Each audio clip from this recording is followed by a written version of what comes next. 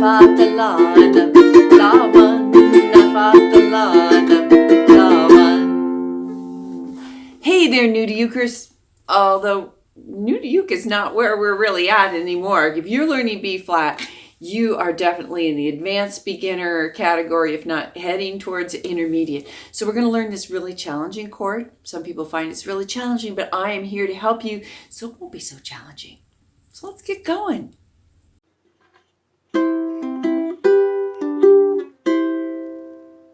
To subscribe to my channel down below, hit that like button, and let me know. Have you had to tangle with law? I've had many of them. Not. You probably figured out I'm not really a bad girl. I just look like one. Not even. Okay, so here we go. B flat is all over this piece, and we are going to learn it, and I'll show you tips and tricks so that you will learn it faster, better, smoother, and with less frustration. So first things first. Remember the E minor shape that we did in Whiskey in the Jar? Okay, well, we're going to take that and we are going to move it to a different position. So instead of starting here with your pointer finger, you're going to start on your E string in the first fret and cascade your fingers over, like I mentioned in the Whiskey in the Jar tutorial, kind of like a ladder. And so you're making a diagonal line with your fingers, and you've got your ring finger ending up on your G string in the third fret. This is not B flat yet. So what you're going to be doing with your pointer finger to make this a B flat is you are going to be using it not only on your E string, but also on your A string. So it's going to depress two strings, and then you have a B flat. So hopefully you can see that really well. Now, some people call it a knuckle pinch, some people call it a half bar. I'd like you to think about rolling.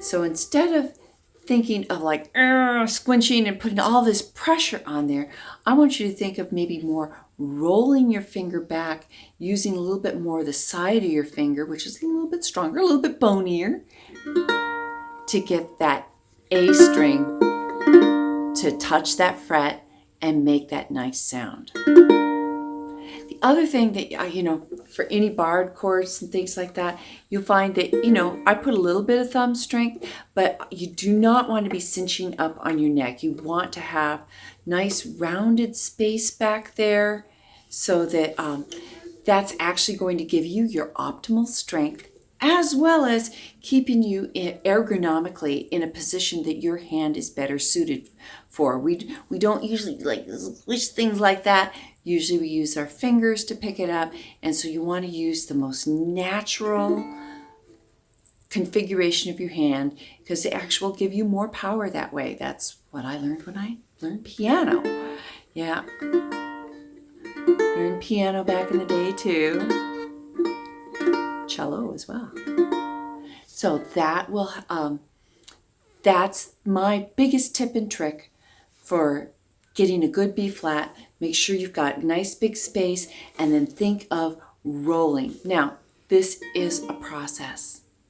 This isn't going to happen perfectly wonderfully every time, because you just learned this, and it's a process and it's a journey. So even things that you can do is practice going from here to here, and just do some little bit of finger strength workout or shadow puppets, whatever you want to call it. But see how you're just using that. I'm thinking about that roll in there too, and kind of rolling a little bit back over. And it really doesn't take as much strength as you would think in order to make this happen. And there are some really good reasons for keeping this as light as possible.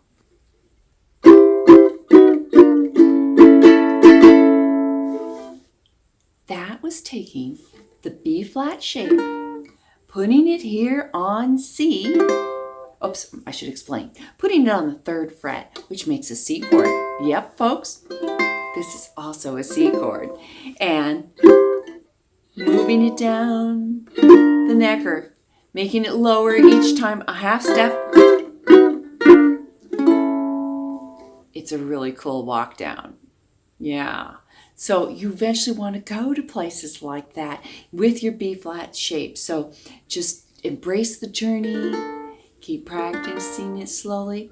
We're going to be taking F to B flat. And so let's do some skills and drills. In I Fought the Law, the song that we're going to use with our newly learned B flat, the transition in chords goes from an F to a B flat. So again, thinking of taking your pointer finger, which is right there on the E string in the first fret, and just rolling it over and then hopping these two fingers over. So F and rolling it over to B flat. Let's practice that nice and slowly, just single down strums. Let's do 4 on each, and I'll give you 2 beats to shift to the B flat, and then 2 beats to shift back to the F. So here we go. 1, 2, ready, begin. 1, 2, 3, 4, shift and B flat. 2, 3, 4, shift and F. 2, 3, 4, shift and B flat. 2, 3, 4, shift and F. 2, 3, 4, shift and B flat. 2, 3, 4, shift and F. 2, 3, 4, shift and B flat. 2, 3, 4. I have timestamps down below, so you can cycle that if you want to play with me. Also, my big recommendation is just sit back, relax, get your favorite beverage, and just practice going F to B flat. When you're feeling like you're there at about 80% of the time, 85% of the time, come on back and we'll expand upon it further. Let's go straight to the chord chart of I Fought the Law for a little bit of skills and drills. In the chorus, you have a lot of B flats followed by a lot of Fs and then back to B flat. So let's practice that. Let's do that all on single down strums, making sure that you've got notes all ringing out clearly. So 8 down strums on B flat, followed by 8 on F, back to B flat, and we'll work that over for a little bit. 1, 2, here we go. B flat, 2, 3, 4, 5, 6, 7, 8, F, 2, 3, 4, 5, 6, 7, 8, and B flat, 2, 3, 4, 5, 6, 7, 8, and F, 2, 3, 4, 5, 6, 7, 8, and B flat, 2, 3, 4, 5, 6, 7, 8. All right, timestamps down below so that you can practice that over and over. Feel nice and fluent, feel relaxed. I hope you're liking this video so far. Hit the like button, subscribe to my channel. I'm always looking for more subscribers. And I've got some Easter eggs coming up because I'm going to be doing a ukulele giveaway when I hit 1,000 subscribers. So, have you fought the law or not? Leave a comment down below and that'll count double entries into the ukulele giveaway. All right, let's get going.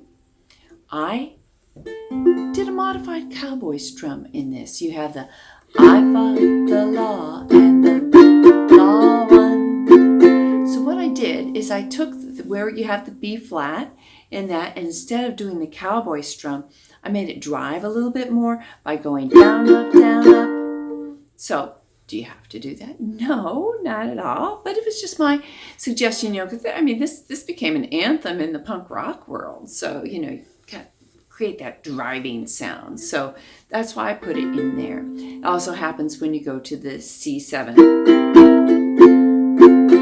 So cowboy strum works just fine. Ripping rocks in the hot sun. that's a little breakdown of the strumming thing. My Patreon supporters on the chord chart. It's got all that written out for you, explaining the strum. It also talks about this next thing. There's a part in the song where it's robbing people with a 6-gun.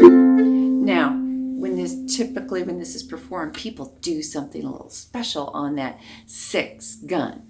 And so I suggest you double it up.